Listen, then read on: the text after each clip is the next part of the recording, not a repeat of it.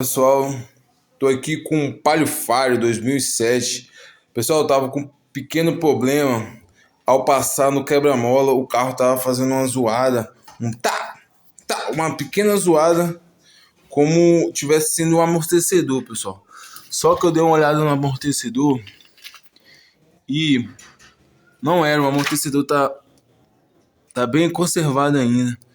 E eu acabei vendo aqui, pessoal, tá meio escuro aqui, mas eu vou focar aqui. Que é esse plástico aqui, ó. Ele é um plástico duro e está pegando na lata em cima.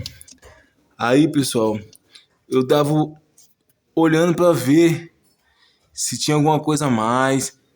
E aí veio uma ideia aqui, pessoal. Arranjei esse aqui é tipo uma espuminha. Coloquei. É um ajuste técnico, né?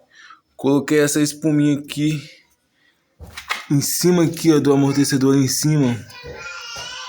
Aí parou, foi resolvido o problema com uma pequena espuminha dessa, pessoal, ó. Talvez você tá com um problema aí no seu carro, tá achando, já levou na oficina, já levou num monte de lugar e não descobre. Foi resolvido com essa pequena espuminha aqui que eu criei aqui e coloquei em cima do plástico duro aqui, ó. Coloquei em cima desse plástico duro essa espuminha aqui, ó. E o problema foi resolvido, pessoal. Valeu! Se inscreve no canal. Tamo junto.